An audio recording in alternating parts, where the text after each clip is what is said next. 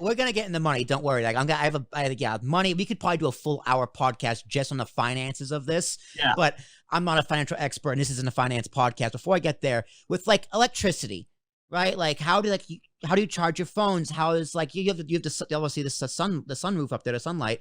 But how do you like power anything? I know that the car battery can only last so much. No.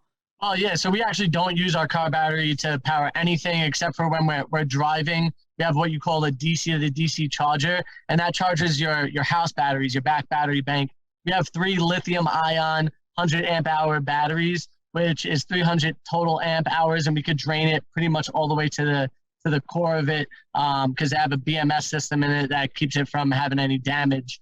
But I mean, realistically, we don't use that much energy, and we have solar panels on our roof, which also bring in some type of energy whenever there's sun out.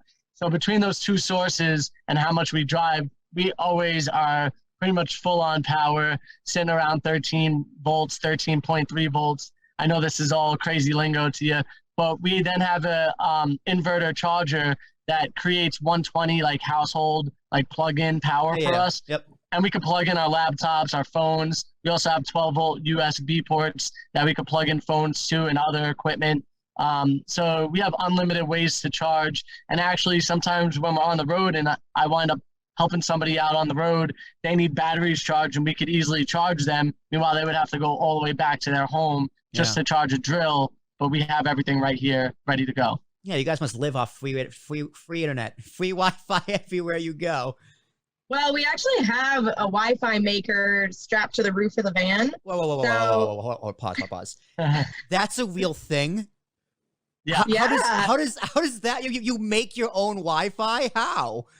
Well, we don't necessarily make our own. We have a receiver that we put a like AT&T or T-Mobile or Verizon card or any type of service that you could get cell reception, and we put that into a little box basically about this big, and then there's an antenna on the roof that picks up the signal and then gives us Wi-Fi inside our space.